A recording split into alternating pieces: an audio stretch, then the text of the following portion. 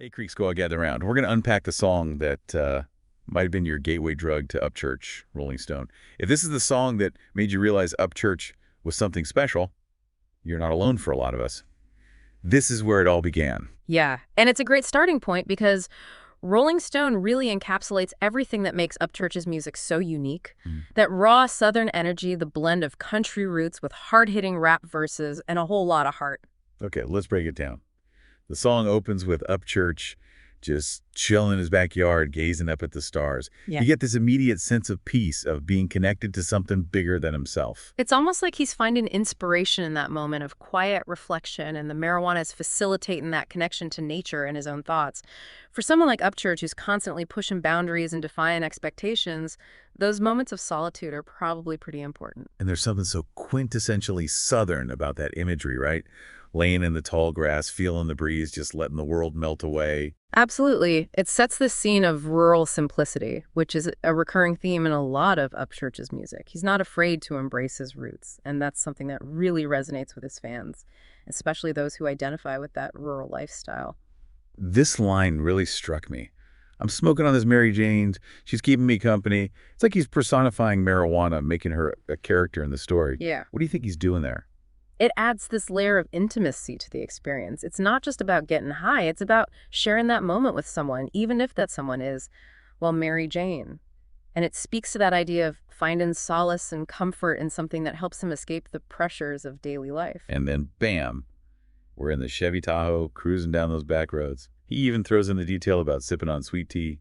Gotta love that Southern touch. It's like he's inviting us along for the ride. And the specific mention of a Stage 4 Leonard Skinner song blasting on the radio genius, it immediately sets the tone and connects his music to that Southern rock tradition of rebellion and freedom. Not to mention he name drops those 44 tires. He's rolling in style. But what's really interesting is that he's not alone. He's got his buddies with him, passing around, creating memories through the thick green smoke. That sense of camaraderie, of shared experience, is so central to Southern culture. It's about those bonds of friendship, those rituals that bring people together. And Upchurch is weaving that into the fabric of the song, showing us that this is more than just a solitary pursuit. It's about connection and community. And even though they're just hanging out, time seems to be moving slow.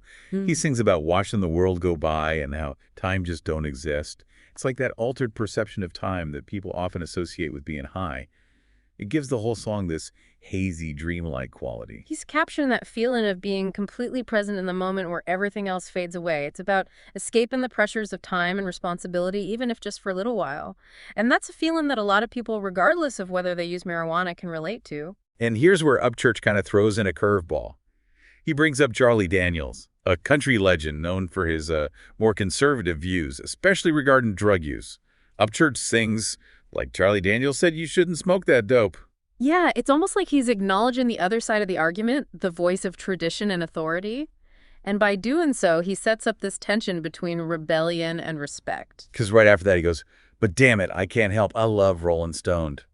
It's like he's choosing his own path, defying expectations and staying true to himself. Exactly. It's a classic Upchurch move, blending humor and defiance in a way that feels both authentic and relatable. He's not afraid to challenge the status quo, even if it means going against the grain of traditional country music. And speaking of going against the grain, he then brings up another country icon, Willie Nelson, who, as we all know, is a huge advocate for marijuana. Upchurch uses Willie's quote, there's nothing wrong with smoking dope, almost like a badge of honor. It's a brilliant way to position himself within the broader country music landscape. He's acknowledging the tension, the debate, but ultimately aligning himself with the more progressive, more accepting side of the genre. And he does it all with this playful, tongue-in-cheek humor. Mhm. Like when he says, I know Jesus drank wine, but I bet he wouldn't mind sitting with me in my Chevy passing around a few times. It's that irreverence that makes Upchurch so appealing. He's not taking himself too seriously, and he's inviting us to lighten up a little, to not get bogged down by dogma or judgment. And you know what? I bet even Charlie Daniels, with his more traditional views, would have to crack a smile at that line. It's that Southern charm, that ability to poke fun at yourself and the world around you. It's disarming, and it allows Upchurch to deliver a message that might otherwise be controversial in a way that feels approachable and even lighthearted. He's not preaching, he's just sharing his experience and inviting us along for the ride. But let's not forget about the music itself. Rolling Stone isn't just a lyrical masterpiece.